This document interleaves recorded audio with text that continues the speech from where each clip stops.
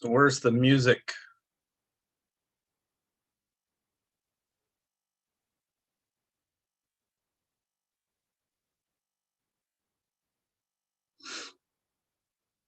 Since you're here first, Commissioner Logan, you can make any special requests. Oh, you don't want that. I don't know. I don't know. What does that mean? Irish traditional folk music. Oh, okay, I got that. Hold on. You do? Of course. That's I'm waiting with bated breath. Ready? Yes. All right. So my daughter was a step dancer for years. Really? Yeah, my cousin teaches in the Gael Tech. I play the Ellen pipes. Oh, the Ollie. Oh, okay. Well, this will be fun. Let's see. I'm not taking any responsibility for this, mind you. I'll deny it. All right. Well, I think the mayor might figure out pretty quickly. Perhaps. All right. So we'll do a couple of reels.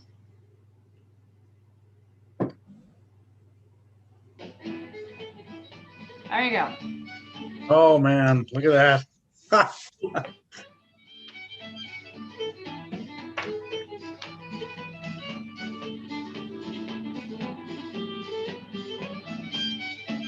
Little fiddly-dee.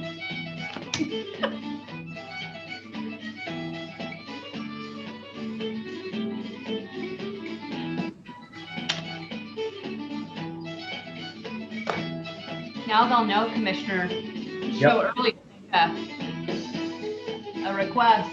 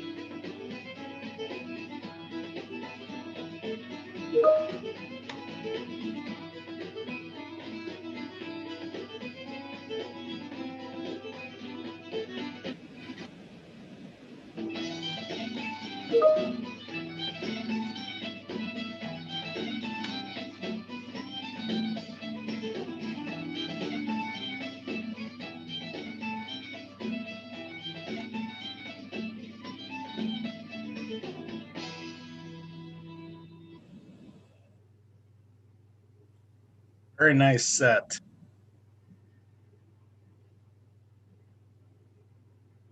There you go. Commissioner Logan made it first for his special request next time. last one was Mayor, so Commissioner Dean or Holiday.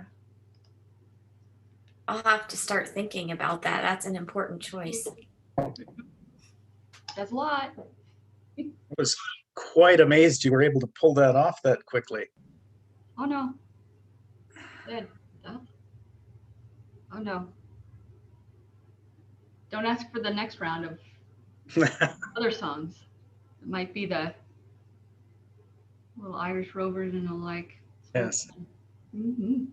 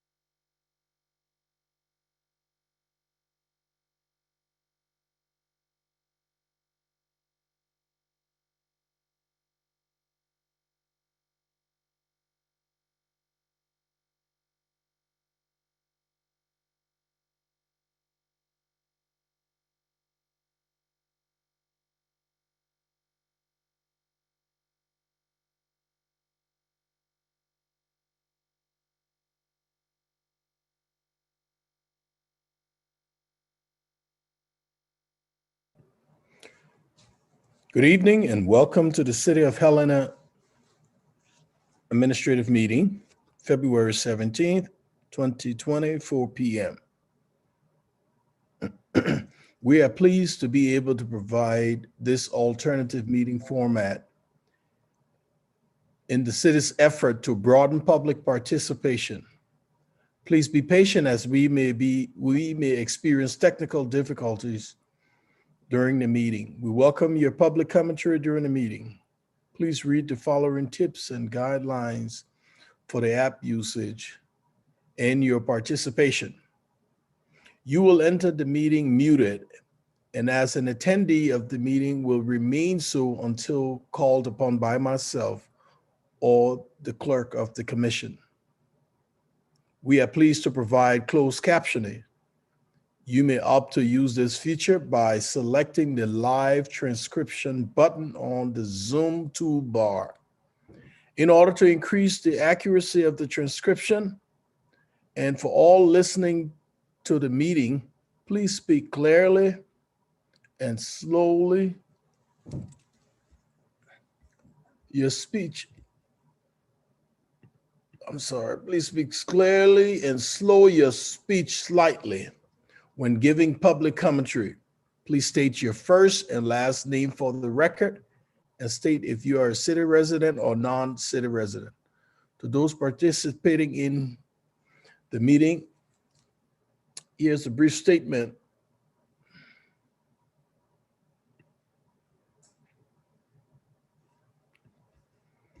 Okay. This meeting is called to order. Madam Clerk, would you please take the roll? City Attorney Joden, Here. City Manager Harlow Schulk, Here. Commissioner Dean, Here. Commissioner Halliday, Commissioner Halliday is on the road and he may not be able to attend this meeting. okay, thank you, Mr. Mayor. Commissioner O'Loughlin, Here. Commissioner Logan, Here. Mayor Collins, Here.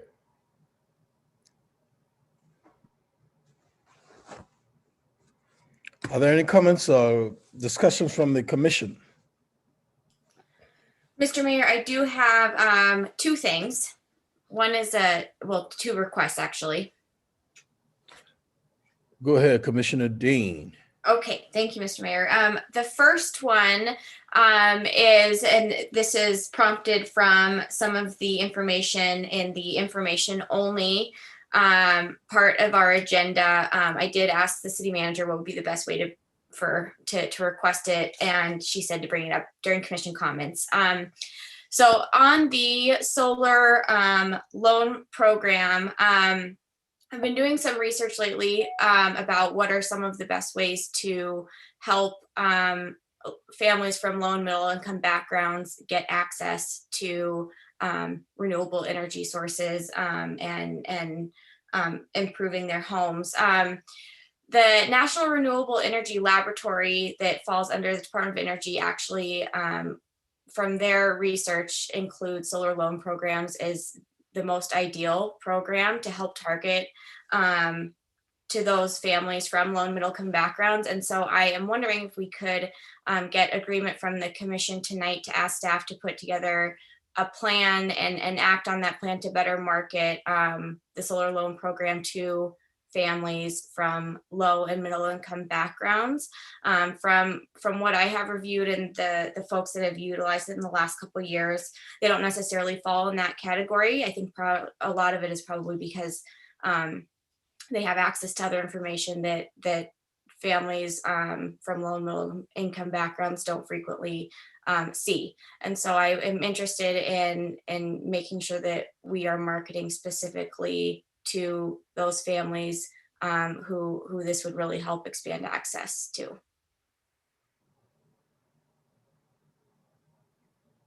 Are you done? Yep, that's the first one. So I'm just Sorry, wondering if we can. Sorry, what is it that you're asking us to reach consensus on? Sorry.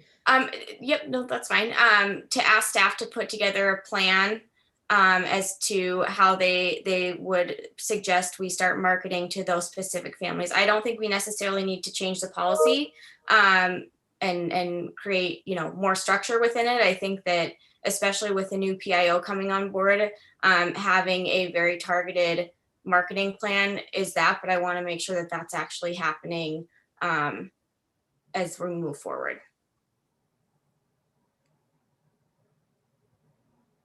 Yeah, Mayor, I don't have a problem with that. I mean, I guess I will say some of the potential barriers is that the existing incentives, notwithstanding our loan program, which is a small compared to some of the other incentives.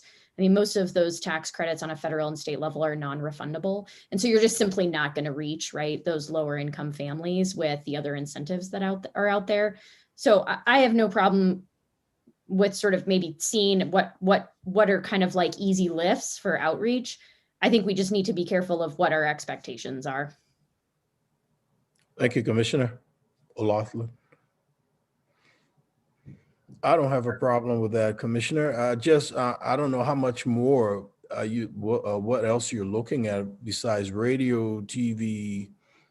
I think that, especially with the new PIO coming on, I think that's a good opportunity to let them utilize their skills. I don't know if Manager Harlow-Schalk has any thoughts on it, but I mean, coming from a communications background, there's lots of ways that you can reach people from specific audiences, but I also wouldn't want to dictate that from the commission either.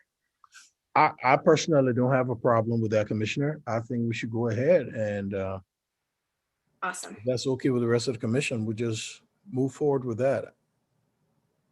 Supportive of that as well, Mr. Mayor. Yeah, and I might broaden it a little bit and say, if there are other sort of policy implications that the city should be aware of.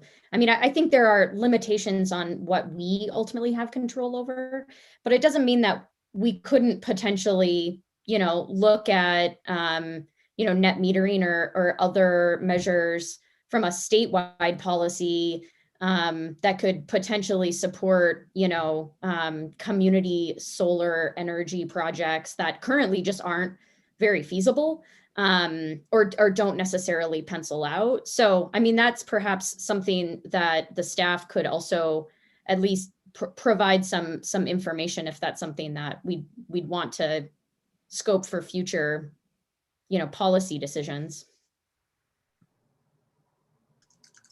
Awesome. Appreciate it, everyone. And then, Mr. Mayor, my second request, as some of you might know, the legislature is starting to take up all of the nominations, and one of those nominations does have a direct impact on our Helena community, and that's Judge Chris Abbott. And I am looking to see if there would be interest from any members of the commission in signing on to a letter to the Senate Judiciary to support his nomination. I know Commissioner Hunthausen is submitting a letter, and I think it's important that we have someone of his caliber with his just being a great community member in Helena being supported at the legislature as his nomination is considered. Thank you. Thanks, Commissioner. I appreciate that. And I also don't have a problem with the support of Judge Abbott because I've worked with him, and but I hope we're not jumping the gun. That's all. They haven't scheduled the hearing yet. Right. I think that'll probably happen in the next couple weeks. Well, it kind of has to. But I just wanting to make sure that everyone knows how quickly they'll schedule things, and I don't want to have to scramble at the last minute for folks, but just wanted to flag that. I'm not sure when Commissioner Hunthausen is submitting his letter, but I can certainly follow up with everyone too. You bet. Awesome. Thank you. Oh, and by the way, that little distracting thing on the forehead of Commissioner Dane is not a fly. It's I'm Ash Wednesday, so Yes. We had St. Peter's has drive-by Ash Wednesday, COVID safe. okay. And we do have some presentations, and I want to remind the presenters that they are allocated 10 minutes. And following any presentation, please let us know what you expect from the commission because of your presentation or from your presentation. Do we have any other comments or discussion from the commission? Okay, recommendations from the Helena Citizens Council. We have Nancy Perry, Ben Cooper, and Sumner Sharp. Helena Citizens Council, Madam Clerk, do you have any representative? I do, Mr. Mayor. Commissioners, give me just a moment to pulling them up. I'll give all three access to their mics. I believe Sumner was up first.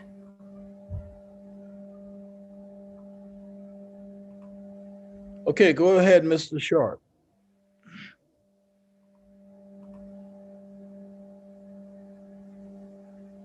You are muted.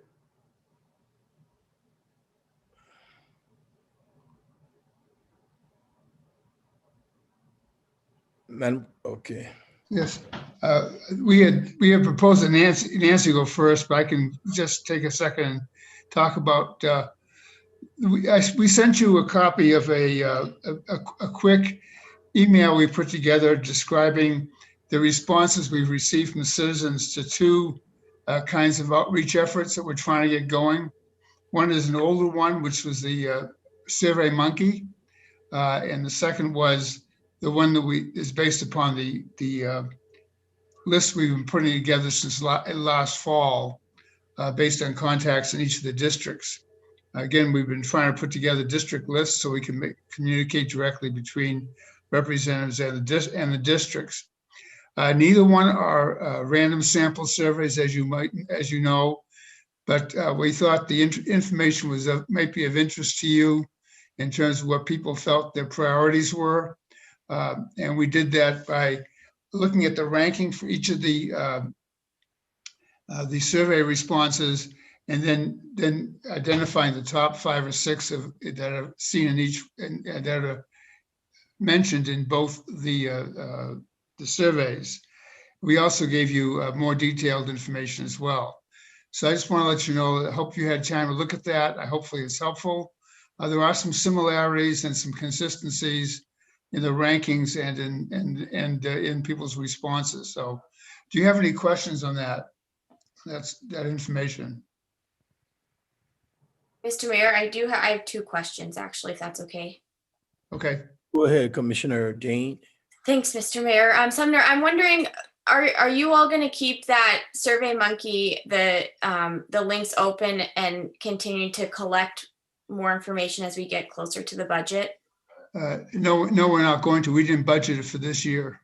Okay, and then my second question, that's good to know. My second question was, have you at all advertised the survey that the commission or the Be Heard Helena link for the commission that we put out for the budget? I'd just be interested if there's folks from HCC districts or their representatives that would be interested in providing comment there too.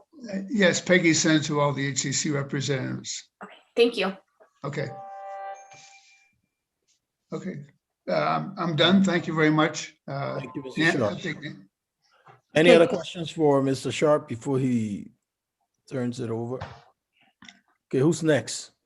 This is Nancy Perry. And I'm just going to give you a sneak preview of coming attractions. At our HCC monthly meeting next week, we're going to be discussing and voting on 2 recommendations, which we're hoping to then send on to the commission. So one of them that you will be hearing about is on the topic of electronic bicycles or e-bikes, and the issue of allowing e-bikes on Helena's open lands and on the natural trails, the unpaved trails. And Meg Bishop has been researching this topic. She's been learning about all the different kinds of e-bikes, the impact that they have on the trails and the impact they have on the people that are using those trails. And she has learned about the regulations that some other cities that are the approximate size of Helena have put on riding e-bikes on the open lands and the natural trails. And once HCC has had a chance to vote on her recommendations, because we have some couple recommendations about what we think the commission might want to do, we'll be sending her recommendations on to you folks. We will meet next week to vote on that. The other one is an interesting one. The other recommendation addresses the signage that is currently used for Capital Transit, our bus system. And we were approached actually by a resident, Paul Pacini, who spoke to us about the signage, and he started it out in a really smart way. He said, imagine that you had to go somewhere. He made up a place that we would have to go, and your car was out of commission, and really the only choice you had was the bus. How would you get there by the bus? And I swear we all sat there with our mouths open because we honestly had no idea how you take the bus in Helena. And he said that if the signage were better on our bus system, it would be more useful to the potential riders for it.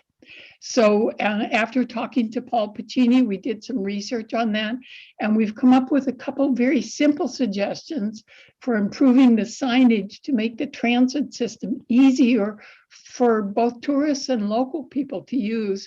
And hopefully that would increase the ridership of the Metro bus. So those are the 2 things that we are going to vote on next week. And then those recommendations will be sent on to you folks. And Thank that's you. Any questions from Ms. Perry? Okay, next. Hi, this is Ben. I'm just here with my fellow representatives. I don't have any additional input. Thank you. Okay, thanks. City Manager's report. Thank you, Mayor. Good evening, Commissioners. I wanted to call out item A underneath the manager's report, and it was a letter received from the Armory and State Warehouse LLC, and it was a request that the organization be engaged in how to trade a parcel of property in downtown Helena for a piece of property that they had acquired at the end of December. That property is on land just east of the YMCA. As noted in my memo, that land is also the location of many current operations in the city, including our community gardens. And until this letter, the city was, and that team was unaware that the city did not own that property. And as a result, two immediate questions came up, which was first, is this an an adverse possession claim that the city actually might have because it's been in control and in not only its access, but its maintenance and management of that property for a significant duration of time. And so can the city actually, and should the city actually go down the road of evaluating that first before discussing a potential second area in downtown that could be traded? Now, the letter, as it's attached to the memo for this evening's update, the letter itself does not identify the property in downtown that they're interested in. And I'm of the opinion and recommend to you all that there's no reason that we have to have a land trade in order for them to share to us what piece of property they're interested in purchasing. So while we evaluate this adverse possession claim that the city may actually have, I would like to reach to the Armory and State Warehouse LLC to find out which property they're actually interested in, so that we could understand and potentially start that conversation with you all. But it brings to light a couple of two additional issues. The first is, what's the process for disposition of city property? And the second is a conversation that took place last time we all met, and that was around the YMCA Regional Sports Association and St. Peter's interest in a multi-sports complex. And all of those kind of culminate in this one letter, only because this piece of property that we're discussing a potential adverse possession of is part of the area in which the expansion of the YMCA is being discussed. So first, at this point, we have a hurdle in the expansion conversation with the Y, because we don't actually know enough detail around ownership on the property.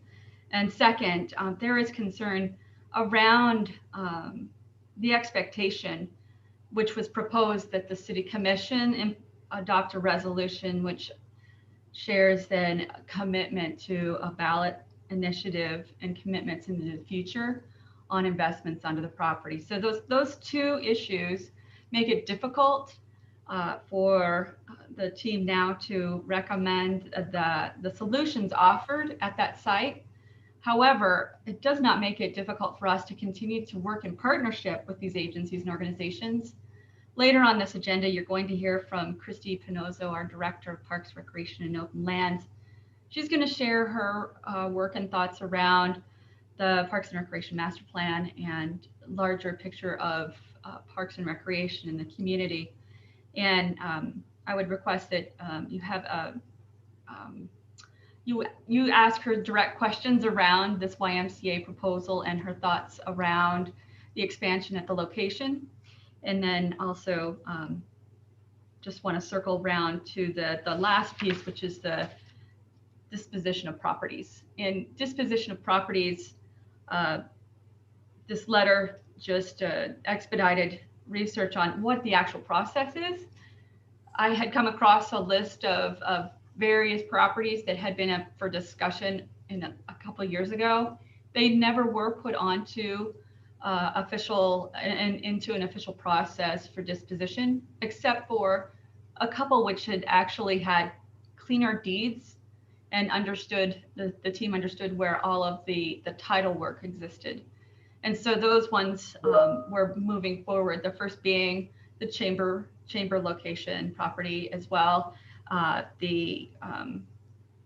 We talked about it in our last meeting, the park, that we're still having to research some of the ownership information on. So what my hope is tonight is to share to you that we are working on bringing back the list of property that we came across, running it through this disposition process as outlined on Novus, and then beginning the appraisal process, as well as the title work on those that in fact we do not know or have the deeds on hand with. Those appraisals and deed and title searches do cost money, and as a result, in working with our team, we learned that an average appraisal right now is around $3,000 to $5,000. So we would be looking at a potential, because of the number of properties that the city owns in, could potentially sell nearly $100,000 worth of work in order to get these properties ready. Currently, there aren't dollars set aside for property appraisals and dispositions. So this would be a more thorough process. That does not mean, though, that we can't move forward with one in particular, and that's the property at 225 North Cruz Avenue, and where the Chamber of Commerce and the Montana Business Assistance Connection are currently located. So tonight, I'm just hoping to get your support in a couple of things. I put them in bullets underneath the proposal and objectives, so I'll just go over those quickly, and then ask for any comments that you all have or clarification that I can offer based on this. So the first is that, again, I recommend that we inform the YMCA, the Regional Sports Association, and St. Peter's that their multi-sport complex is a great idea, but at this time we do have difficulty with the property being discussed, as we're not clear on its ownership, and also we cannot make a ballot initiative commitment for future years. It is the recommendation, though, that our team work in partnership with these organizations to discuss other locations. And again, please keep that in mind when you hear our Director Pinozo's presentation later. The second is, for the time being, we do not recommend action on the proposed land trade with the Armory and State Warehouse LLC until such time as we have enough and can investigate the city's adverse possession claim on the property, even though it had been turned through another trade at the state level with the organization. The third item is that I recommend that we continue to review the list of potential properties for sale in the current city's possession, and go through the disposition process, and as in April, bring back those that we can complete the appraisal as well as title search on, and start prioritizing with you all those that need to be sold, and the method of funding, where those dollars will land. As you know, many properties within the general fund, when sold, go back to the housing trust that was recently created. Not all of the properties that are in the list are well known to be purchased out of the general fund, so there's a lot of work additionally on where those acquisitions might have come from. So the work moving forward right now, it's requested that we continue forward with the 225 North Cruz Avenue appraisal and potential sale of that property. We do know that the tenants in there are interested in the building itself, not necessarily the parking lot. They are two separate, as we understand it, two separate parcels, and those will need to be appraised. That again, up to $10,000 total for just that property, since they're two parcels, because they're two separate appraisals. From between $3,000 and $5,000 was the estimate provided. And then last, it's recommended that the city contact the Armory and State Warehouse LLC and ask which property in downtown they're actually interested in purchasing. Only because while we're reviewing this adverse possession, that does not mean that we have to stop the request and their request for property. They just haven't clarified which area they're looking at. So those are the 4 recommendations. I will take any questions you might have or areas of clarification that I can offer to you in those tonight. Thank you, Madam Manager. Any comments questions from the commission? Mayor, I have a few questions first, and then I do have some thoughts, but maybe I'll save those thoughts if others have questions. So I'm going to try to tick through these in order. So first, on the comment about committing to a ballot in the future, I mean, that comment wasn't brought up when we had the presentation. I'm just curious, has there been new information?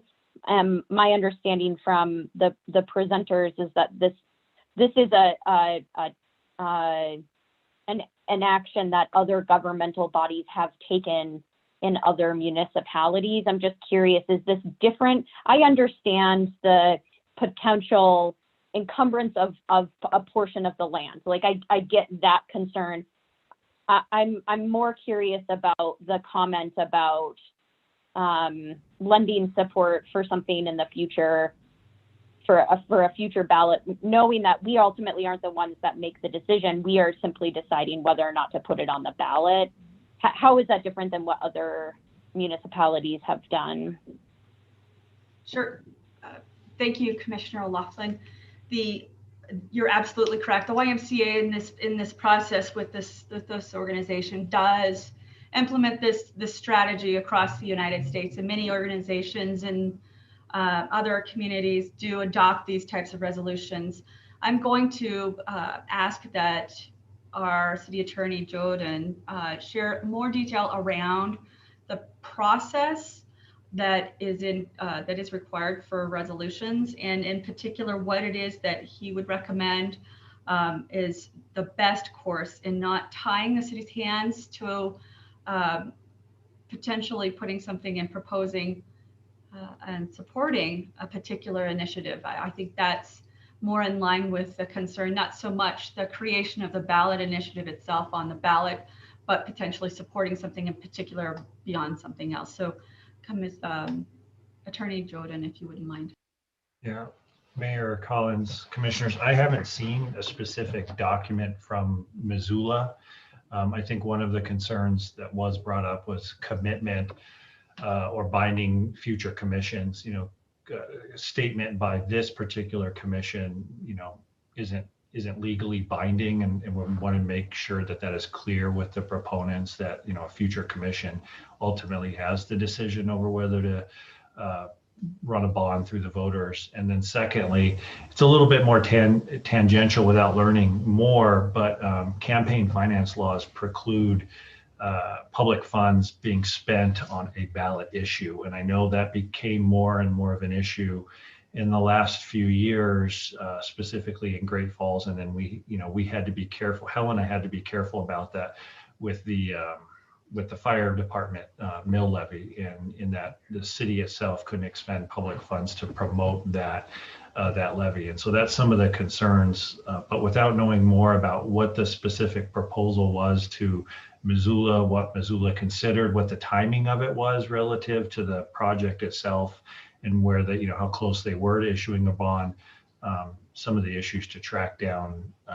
If we could get more detail with that, might be able to explain some of the concern in better detail. And then just to follow up on that, if I may, really quick, Commissioner O'Loughlin, correct, we did not, the staff was not part of the presentation. Just to clarify, we did not do a good job in sharing out right at that last meeting when the YMCA and the Sports Association and St. Peter's were there, why they were on the agenda and how that had happened. Both myself, the mayor, and Christy Panozzo, our director, were in a conversation and were asked to join a meeting with those agencies and organizations where they pitched this idea.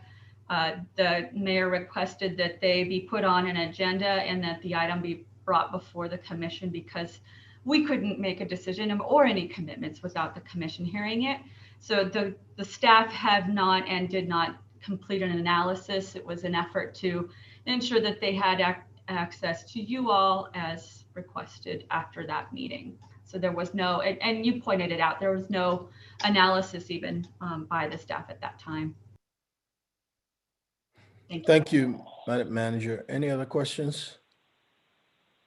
I just have one other question. And again, I have some thoughts about some of these different recommendations, but just one other question in relation to 225 North Cruz. This has been a topic, and there's, I think, a lot to say about how we can and should potentially do identifying surplus property and the sale of surplus property. But just in relation to that property specifically and the potential of moving forward, I would like to know, and Ms. Haugen is on the phone as well. I'd like to know if this has been discussed with the consultants on the cruise development, and what the sort of overall plan is for Cruise Avenue. You know, we are the adjacent property owner on both sides of Cruise in that area.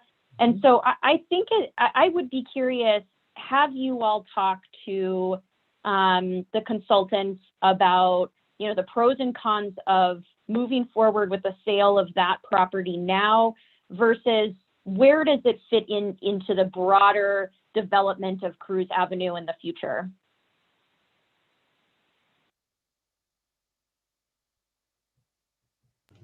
Thank you, Commissioner O'Loughlin. Sharon, are you able to, and maybe Danae? She's on. Okay, great. Go ahead, Ms. Director Haugen. Sharon Haugen, Community Development Director, City of Helena. And as Commissioner O'Loughlin, as I understand your question, the location of the Chamber Building and the parking lot was included in part of that cruise visioning process. The consultant spoke to the idea of looking at some of these underutilized properties and utilizing them or making them available for development, primarily for mixed use or housing related. I don't recall, and I don't have the plan up in front of me right this second, whether or not the consultant specifically addressed the timing of these properties. I do know that there are a couple other steps that we are looking at considering having to do with some of the necessary infrastructure improvements along Cruise, particularly as you get closer to the neighborhood center, and also trying to define the ownership and the boundaries of those properties once we narrowed Cruise Avenue. So I'm not sure I answered your question. I don't know if the plan was that specific, but I certainly could look at the plan and then perhaps respond in an email. Thank you, Director. Commissioner, any other? Yeah, thank you, Mayor. I that would be helpful. I'm trying to also remember, you know, as we're looking at the potential of narrowing Cruise Avenue, what side, you know, we would be moving it, and the extent to which that, as an adjacent property owner, is something to think about. So I think it would be helpful to get their feedback.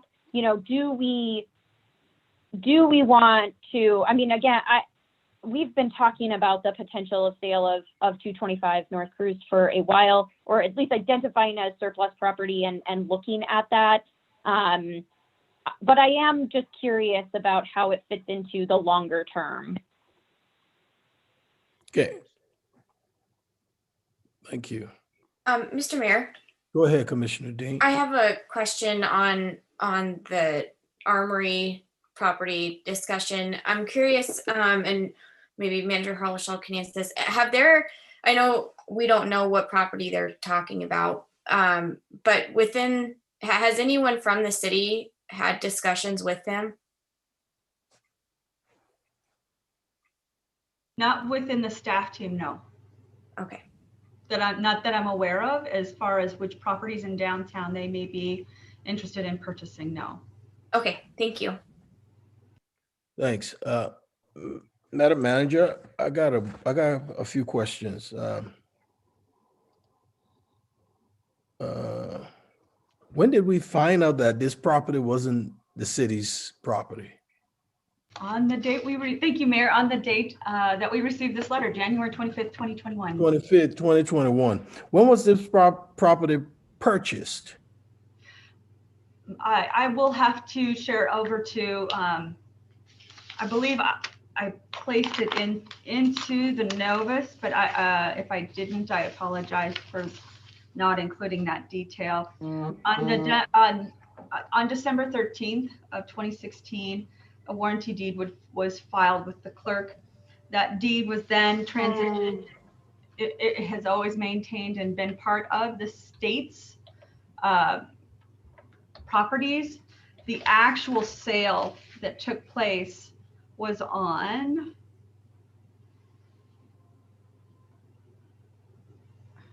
December 10th of 2020.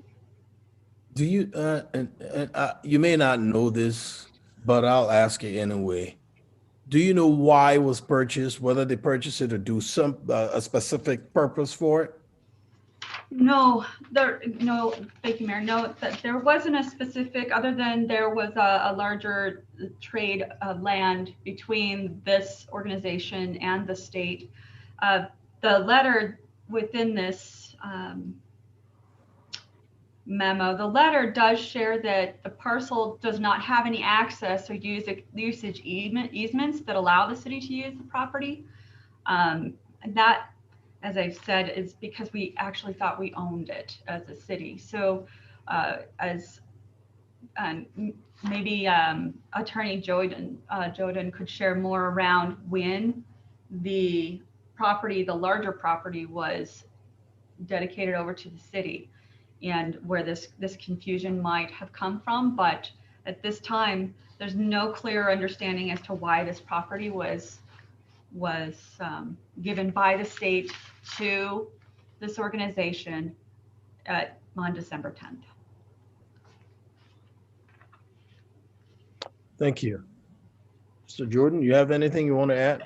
Yeah, just as the manager stated, this was part of a larger land swap that the state land board had with the D&M, Dick Anderson, Marcus Sponda, to swap the old liquor warehouse, which is across the street from the federal building. The state print offices and operations were there, and the Armory building in exchange for the old Coca-Cola warehouse out on Bozeman Street, I think out past the airport.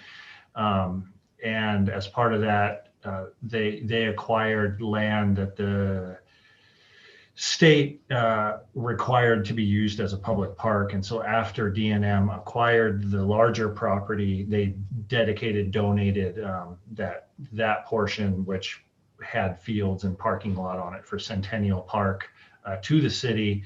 And then in December of late last year, December 10th, a third correction deed was filed with the county clerk and recorder, which included this little small, I think it's 6 lots on the north side of the Armory, which is behind the YMCA, which encompasses community gardens, in which the city, and I'm still looking into it, apparently we have had agreements with YMCA and community gardens, giving them the authority to manage it, with the understanding that the city operated and owned it. It's got a state radio tower of some sort on it. We're still trying to figure out what transpired, or why this property came in approximately 3-4 years after the transfer of the larger property. Thank you, sir. Thank you, Madam Manager. Any other questions? Mr. Mayor, Go ahead, just a comment relative to the manager's request of us for consensus on her recommendations. I'm very comfortable with those recommendations that she expressed. Thank you, Commissioner. Any other comments? I would also agree with that. I think that I appreciate the comment that she made, that that Manager Harley-Schultz made, that nothing in this precludes us from being a good partner to the organizations, and promoting some sort of center. But I do think that clearly these are issues we need to get sorted out before we can move forward on anything else. Thank you. Yes, Madam Manager, likewise, I know there are lots of unanswered questions right now. So in order to move forward, those questions will need to be answered. So I am comfortable with your recommendations.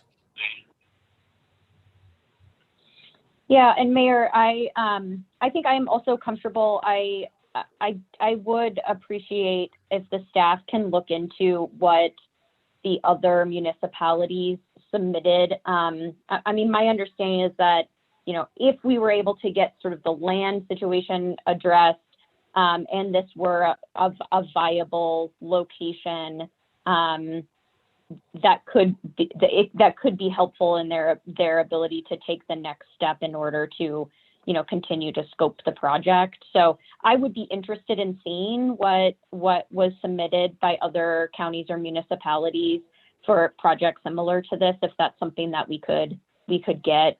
But given as the memo states, just the situation with the ownership of the land, I think it makes sense to communicate that we have to hold off at this point. In relation to surplus property, so I think my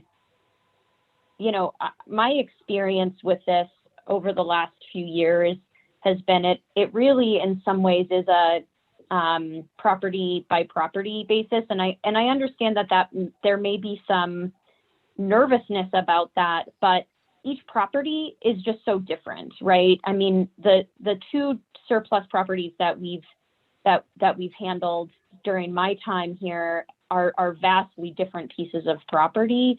I think what in my mind has been most important is that we are really clear at the front end of the process about what the commission's intent is and how we're disposing with that property.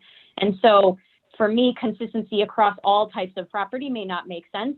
There may be certain lots where we're like, this is a place where residential property makes sense, or we want to try, like the county has, and partnering with local community, community stakeholders and in incentivizing affordable housing, versus other areas where, commercial or multi-use makes more sense. And there might be a different process where it's, where we're having a more competitive, market rate discussion. So I think that it really varies depending on what the property is.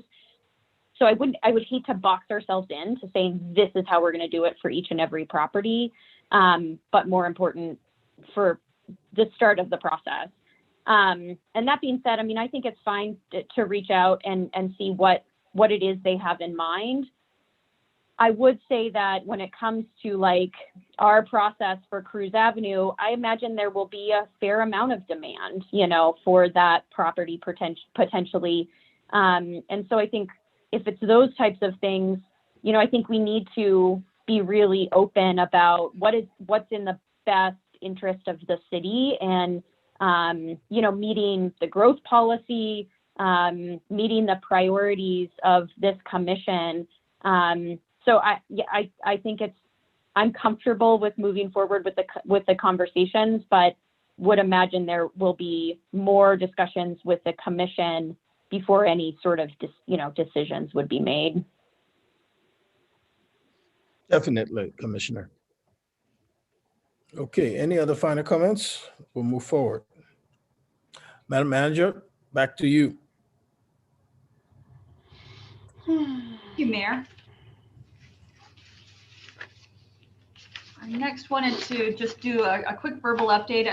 Usually you aren't always aware of what things I might share. I'm trying to improve on at least a heads up of what my verbal updates will be. So you'll see on item B, the flags around what I'm hoping to share tonight. Just wanted to first start on the ADA issues citywide. The community, I know we hear lots of times around hot topics that come up from time to time, and we'll receive a deluge really of email in specific areas and on specific concerns. But one area continues and will always be, I think, an issue, which is the cleaning and clearing of our sidewalks and public spaces, as shared by and cleared by our property owners, our private property owners, and where those with disabilities really need to be able to access buildings. So this is just a reminder that please, members of Helena community wide, keep your eyes and ears and obstacles out of our public sidewalks and out of public spaces so that our all of our community members can gain access to buildings and especially during snow removal, keep them in mind. The off-leash issue is one that is and has bubbled up to the top. The Commissioner Logan has requested that we as a team look into, and you have supported the use research of off-leash concerns within the community and how to address them. At one point, there was conversation around Holmac completing that research for us. They're currently, that team and work group is working on e-bikes and is really going to be tied up within that over the next several months. So I'm hoping to identify other staff internally that will lead this conversation in connection with Holmac. But at this point, I don't recommend to you that we assign it to the Holmac team, but instead I research another special projects individual who might be able to take this on and lead an engagement conversation on off-leash in our public spaces. I also had the pleasure of having a conversation with one of our concerned citizens and trying to, with this weather, actually take a hike with them to see and observe their experience. So we've rescheduled when the weather's better for a better time. So I do believe that we're at least being responsive and listening, and we are going to continue to move forward in providing you with information. Last is the strategic planning engagement update. Wanted to make sure and share to you the outreach efforts that we've had over the last week and a half, and it really has been fairly substantial. We've had interviews with KTVH on the radio at KDVR and Coffee Break. We've had obviously the open meetings. We've stood up the BeHeardHelena.com and as well added that public engagement icon to the front of our My Helena app so that community members, if they use the My Helena app, can click to the Be Heard Helena engagement platform and provide their input. We've updated the landing page. And this morning I had a direct one-on-one interview with Nolan at the Independent Record to help publicize this process. We've also shared out utility inserts. I've attended Kiwanis and shared out that the community can provide ongoing input through the new Be Heard Helena. Hometown Helena provided an update, as did others at the chamber meeting. And last, as we heard today, the Helena Citizens Council has also shared out information. So there's a lot of saturation, and I will be sending out direct mailers and direct emails to our nonprofit community, churches, as well as key community members that I've met with to remind them to please hop in and provide their input. This is an evolving project, that it will inform our budget. It's just the beginning, which is the strategic plan and the outcomes you all have drafted that will inform your budget over the next 4 months. So this is an evolving and ongoing process. The information will continue to evolve on the Be Heard Helena site, and we'll continue to remind everyone to go there. Last, I just wanted to share one bit of good news.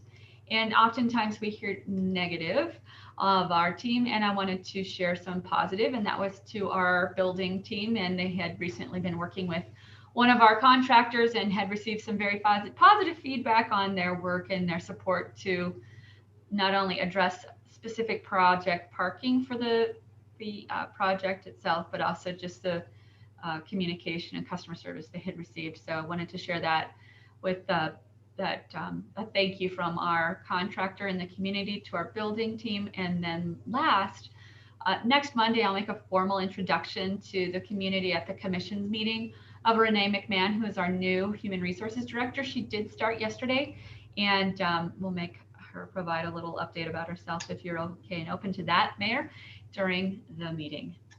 Thank you. Yeah. That concludes my update. Comments or questions on the topic that the manager just discussed?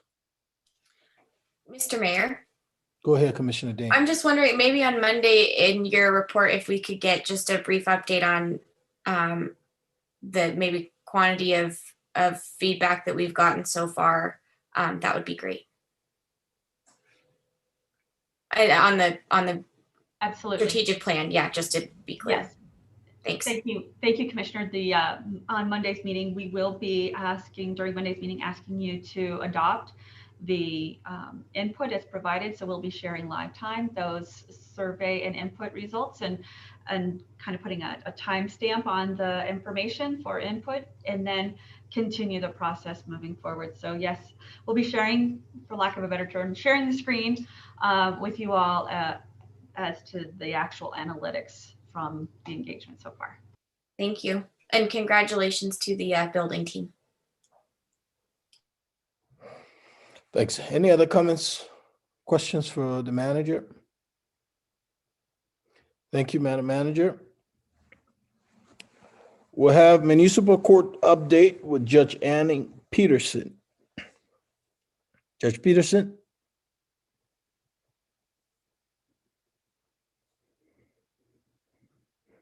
Madam Clerk?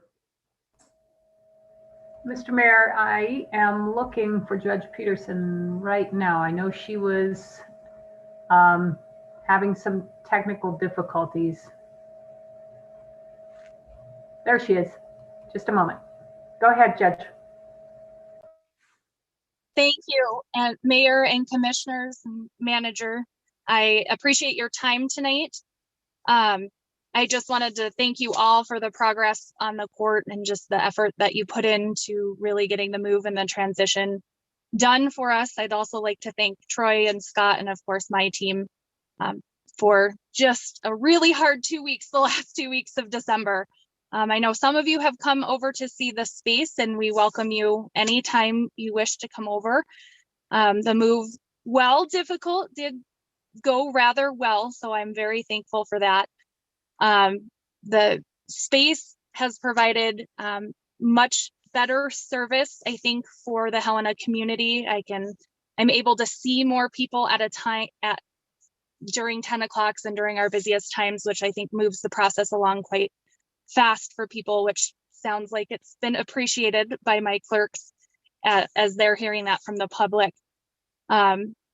We have had a couple of busy days, but overall the process of the move has been fairly smooth and the transition nice. The one thing I have heard the most complaints on is I think Mayor and Commissioners Dean and Logan were anticipating is the parking.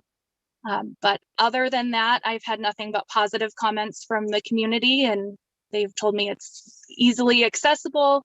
They like the connection between pretrial services and the 24/7 program all being in the same building.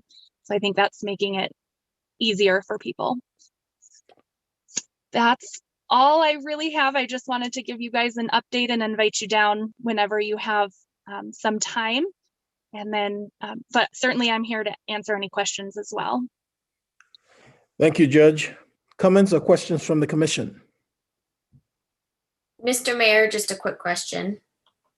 I know, well, first, I would encourage anyone who hasn't seen it yet to go take a look, because it really, it's a great space. And I think one, if you're having to be in there and probably not your best day, at least it's a space that you can feel comfortable in. My question is just on the parking, and I know we talked about this when I was down there and everyone else too. Do you know I know that you all were trying to problem solve on what this could look like in working with the county. Has there been any progress on that, or is there a timeline to see how we can maybe solve some of those issues?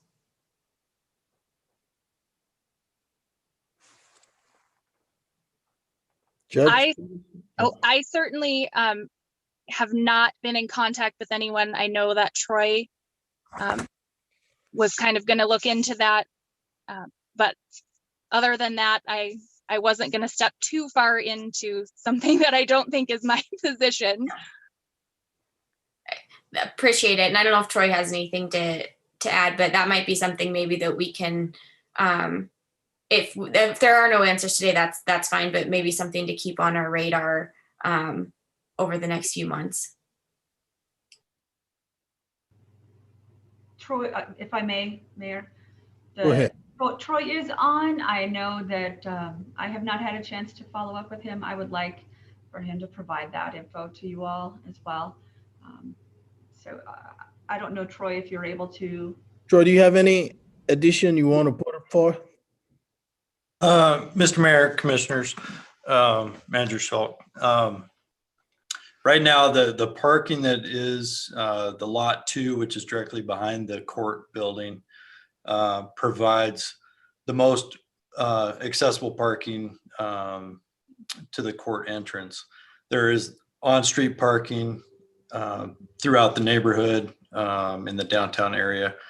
But is there as much parking as we have clients on a Monday morning? Not within, short walking distance. So it's definitely a conversation that we need to entertain and visit with our partners, the county, and see if there are other opportunities downtown that we can explore for additional public parking. Yeah, Mr. Sampson, I know you said the parking there behind the building. It is paid parking, right? It is, yes. So it is a kiosk parking space.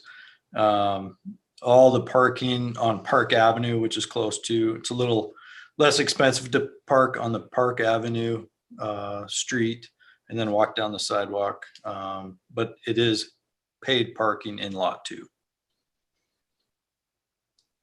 Okay, thank you. Any other questions or comments for Judge Peterson or Mr. Sampson? Mayor, Go ahead, Commissioner Logan. I would just really like to thank Judge Peterson and her staff, as well as staff from facilities, for providing us some really good vision and input on what really was needed for our municipal court as it transitioned from the county courthouse to what we call the pillar building. And I think they really set us up well for the future and for meeting ADA concerns in that space. And so really gotta share that appreciation, and I thank them very much for it. Thanks for that time. Thank you. Any other comments or questions for the judge or Mr. Sampson? Thank you, Judge Peterson. Thank you for having me. You're welcome. All right. Department items needing direction, feedback, parks, recreation, and open land. Director Penoza. Thank you, Mayor, Commissioners. My name is Christy Penozo. I'm the Director for Parks, Recreation, and Open Lands. And I am going to share my screen. I have a short presentation that is a part of your packets. So if anyone can't see this, they can follow along in the packets. So today I'm here to talk to you, and you heard a little bit from Rachel about the Parks and Recreation Master Plan and sort of the contemplation that we've had for many years within the city of Helena and other jurisdictions to create a regional parks district. So the current situation that we have are multiple jurisdictions managing properties and programs throughout the larger region of Helena. And for the most part, the city of Helena residents shouldering a large portion of the cost for those recreation facilities and amenities. So creating a regional parks district would include recreation facilities, programs, and trails within the greater Helena area. So phase one of the analysis to create a parks district was a feasibility study that was conducted in 2013 and 2014. And then a phase two master plan with the city and county was completed in 2018 with the City County Parks Board. And this is that master plan. I have the front of it on the screen here. I wasn't able to upload it into our agenda system, so it is a hyperlink within the Novus agenda, within the agenda. It's available on our website. So this phase 2 master plan concluded that existing parks and trails facilities and recreation programmings are not sustainable in the long term with the current funding expectations. And a regional approach could result in cost savings, dedicated funding source, and expanded opportunities for improving quality of life, community well-being, and building stronger economies. So on this next slide, I just pulled one of the quotes that was taken from the regional study that was done in 2018. The recreation's resources in the study area are for the most part regional resources, with the exception of a few neighborhood parks. And certainly the trails and open space are regional amenities, and residents express desire for connecting trails reflecting this.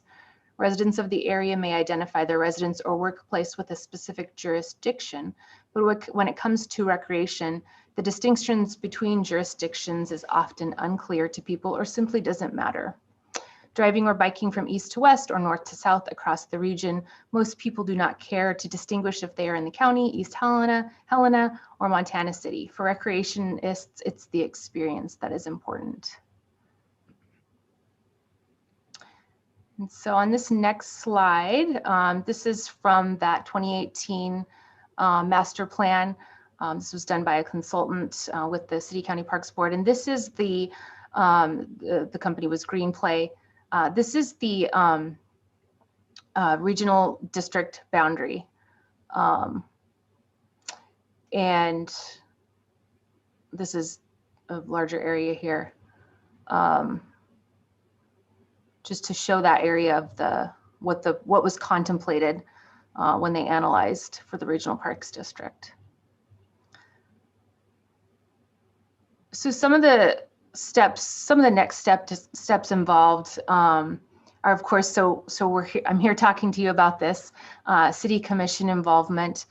This has been part of some of the strategic planning conversations that we've been having within the city leadership team.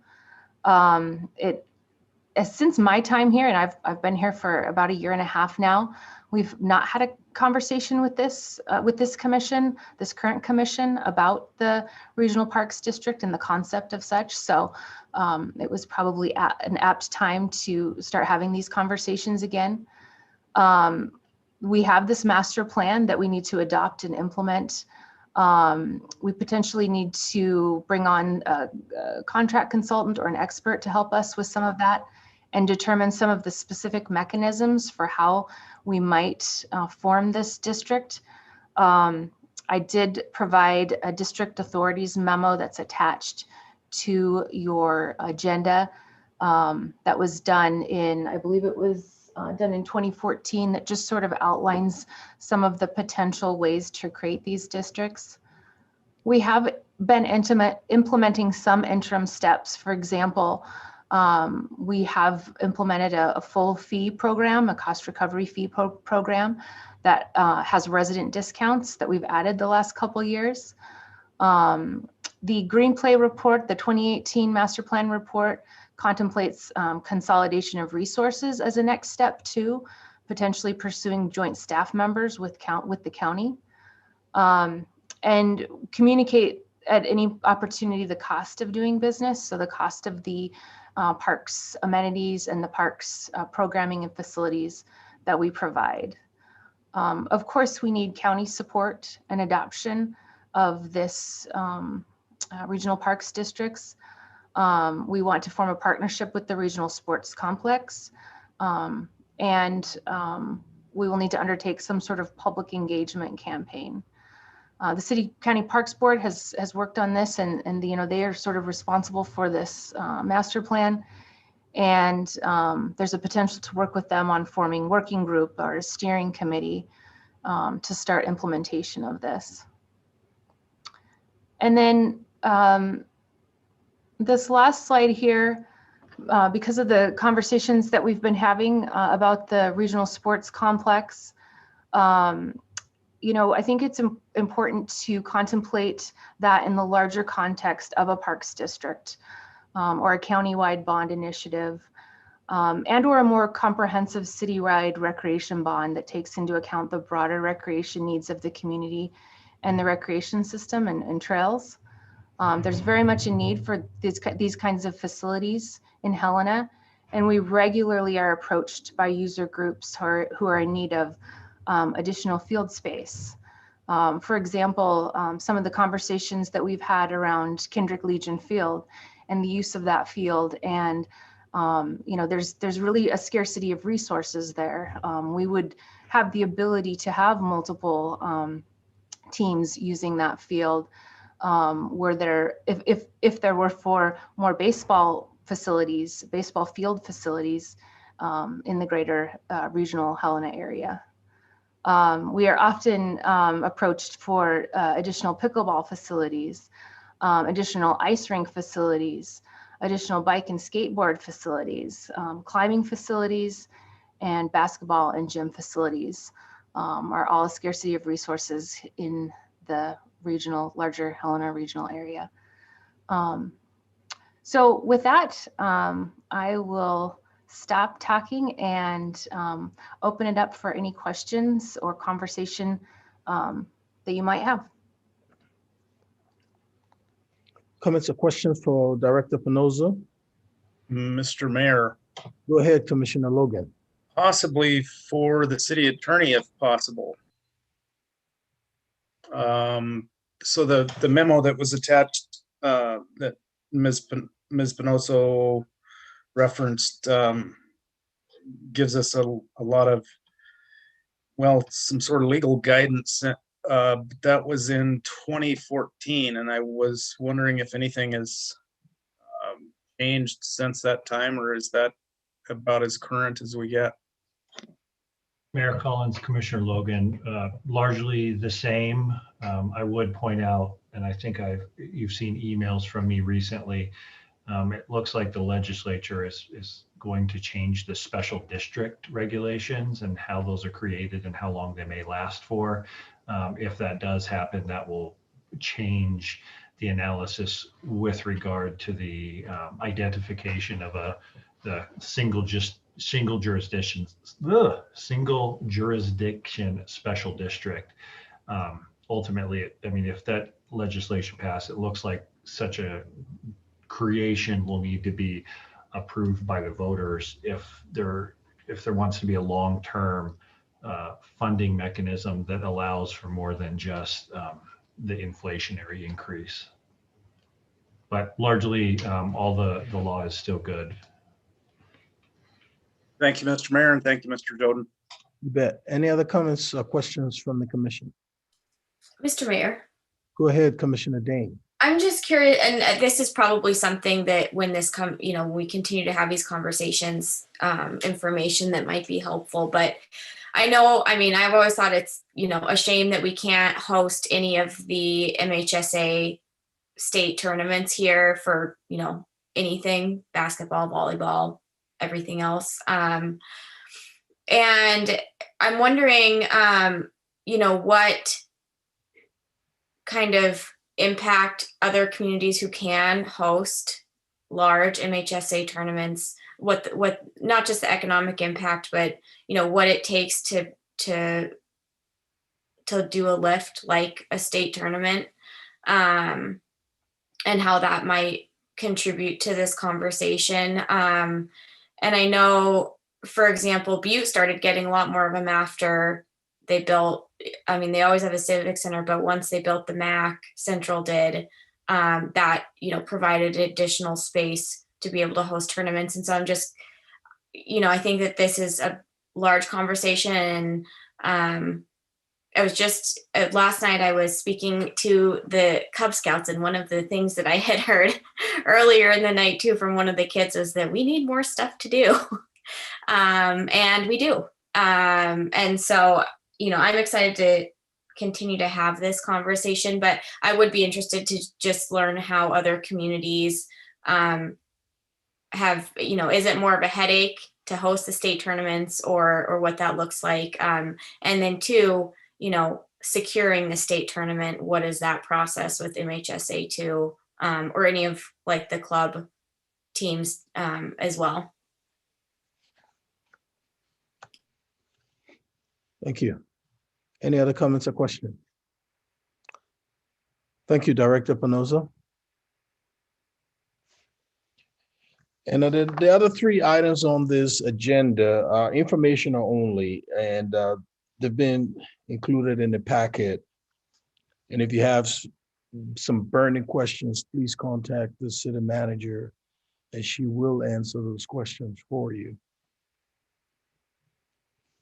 Review a future agenda item for the next commission meeting. Madam Manager. Thank you, Mayor and Commissioners. The attachment of the highly preliminary and draft form future topics for commission meetings is available now. I wanted to point out at the top, we're starting to add working sessions needed ideas at the top. During the retreat, there was a conversation around the need for further in-depth conversations amongst the commission around key areas and key issues in the community. One of those, several of those, and now they're at the top of your document, include sidewalks, parking. On Monday, you'll hear more around the fire service. That is potentially another one. The Housing Trust Fund and on-demand service enterprise funds as well, like the Civic Center and golf course. Those are 5 key issues that continue to come up that do not seem to be resolved and seem to be ones that could utilize a good set of working sessions with the commission. So if you're interested in any of those or all of those, we can set forth in trying to work out a process to create those working sessions. It seems like they might be best after the legislative session. So I would offer up, I'm not sure what time of year is best for these kinds of working sessions. It might be even after the budget, I'm not sure. So I would please ask for your input and advice on that. And then I have one question. Sure. About a couple of these topics, just on City Manager, your last point about before or after the budget, and when. It seems like some of these are pretty related to the budget. So, some further conversations about additional investments into the Housing Trust Fund, I imagine. I mean, I certainly would like to propose that in the next fiscal year budget. The golf course and Civic Center, I think, also seem like budgetary items. So maybe one question, are those items that could be worked within our existing schedule of work sessions for the budget? It seems like the sidewalk thing is more of a policy discussion that probably will have budget implications, or if we're putting something to the voters, but that seems like maybe a separate policy discussion. But some of these seem a little bit more connected to the budget. And I don't know if you have thoughts on that. I think that's a great recommendation and thought. Yes, I can talk with Director Danielson to see if there's an opportunity within the budget calendar to transition some of these working sessions into specifics on these 2 areas. Yes, I think those are great ideas.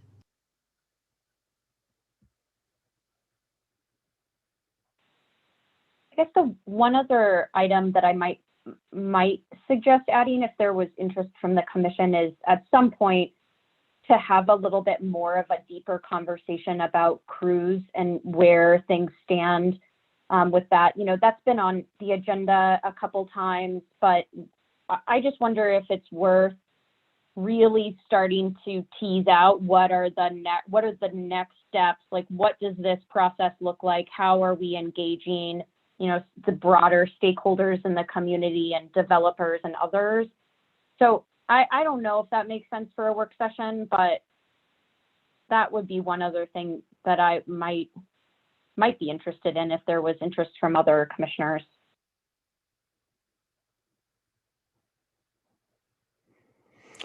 Okay.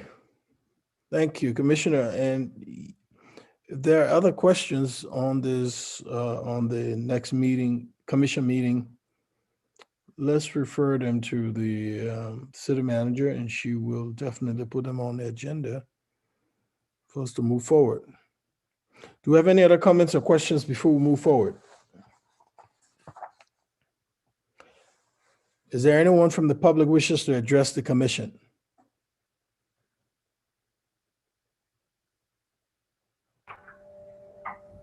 Mr. Mayor, Commissioners, I did have an individual from PPLT with their hand raised earlier. We did not have a full name listed. If that individual would like to speak in general public comment, I'd ask them to state their name prior to providing that comment. They can raise their hand again.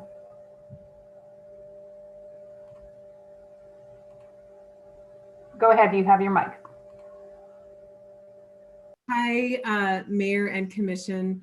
I can't see myself, so I am just going to wing it here.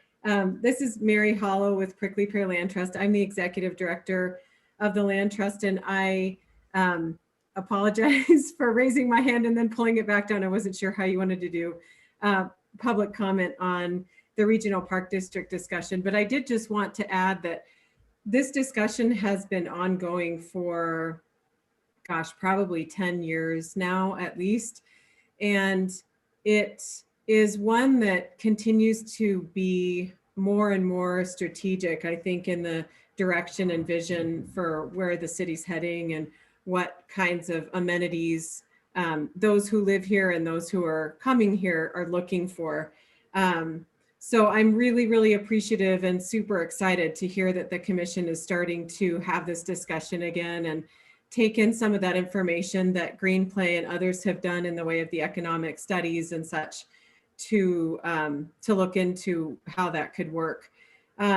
Definitely, you know, obvious economic and well-being benefits for pursuing a regional park district. But frankly, you know, the city has really been visionary in amongst the public sector and providing service far beyond its boundaries for a very long time. But, you know, and Director Penosa did a great job of pointing this out, but definitely coordinating funding at a broader level with the county and other entities like Prickly Pear Land Trust, for example, will allow us collectively to address greater needs in the broader area. And as you all know, the city really supports the largest amount of services in the arena of what a regional park district would fund.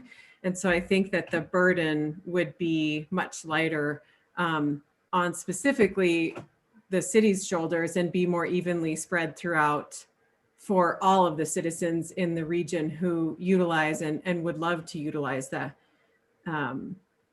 the outdoor amenities, the recreation amenities. Obviously, public lands and trails are a part of it, but some of the places where Director Penosa and I have had discussions outside of city business about a regional park district are with partners like the Forest Service, the Bureau of Land Management.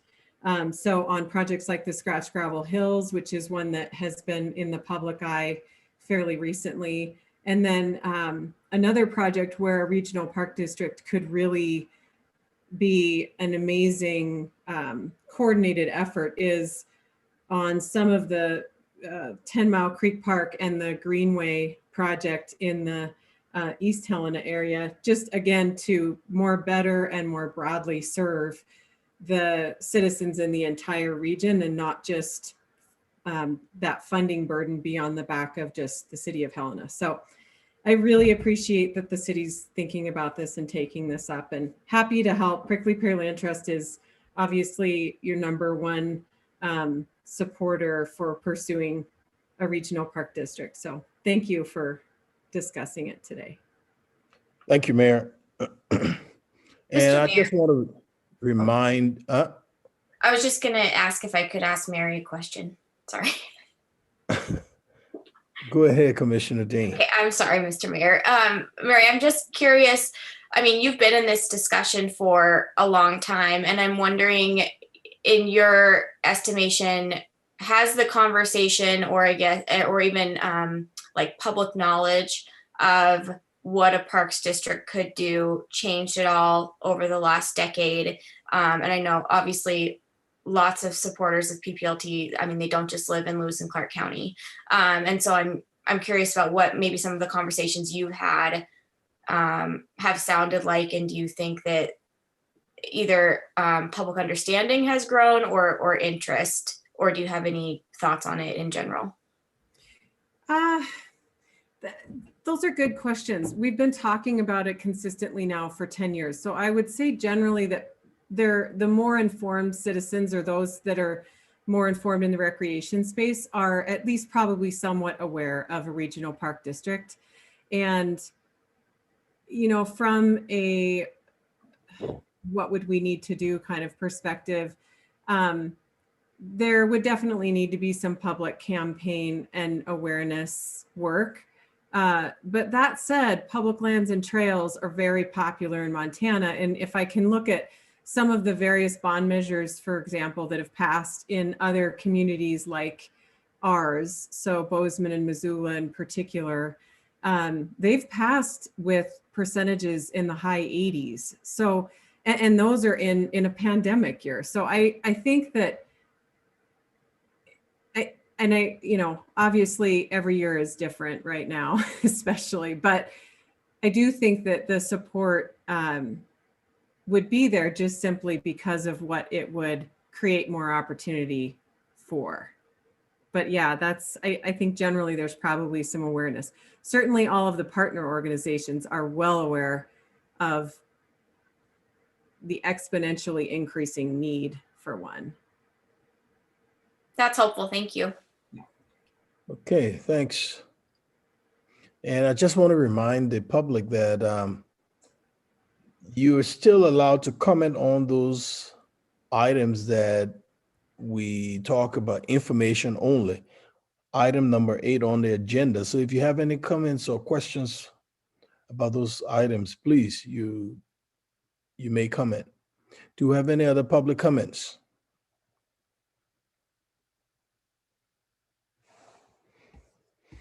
Clerk, do we have any raised hands? Mr. Mayor, I have received no written public comment, and I have no other hands raised at this time.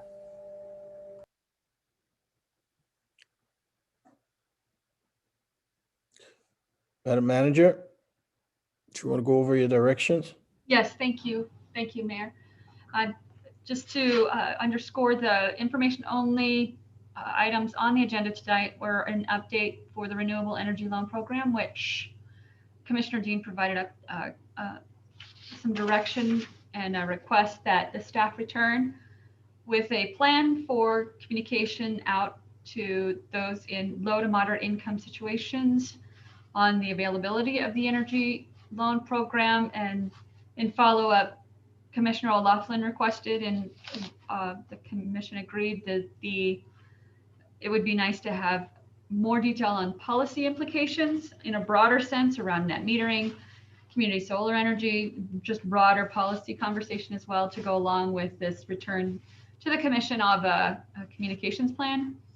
Also received direction to draft a letter, and I'll work with the city clerk to do this, in support of the Judge Abbott's appointment, and a letter to the legislature. Also requested that each, just clarifying that when we return with our list of land to be evaluated and potentially dissolved, that those pieces of land be looked at for their potential in that broader sense, for their use and their implication in potential opportunities. That including the 225 North Cruise property, which we will move forward with the appraisal on, and its parking lot as well. As we will also be utilizing, and I will be seeking out the use of the general fund savings from the reimbursements through the CARES Act to help support that $100,000 that we anticipate for the appraisal of these properties that need to be dissolved or disposed. That will be part of the public conversation as well. I know that there's a larger conversation happening on the Be Heard Helena. We're also, we were also asked to bring back more information on the implication of the disposition of the 225 North Cruise property in relation to the Cruise visioning and any narrowing of Cruise Avenue that may be a greater concern in the larger vision. So you all supported my recommendations with regard to the Armory letter and request, and I will seek out information from the organization on what property in downtown they're actually looking to purchase. Also, we will follow up as a team to you and to the court on some resolution of parking issues that have been identified.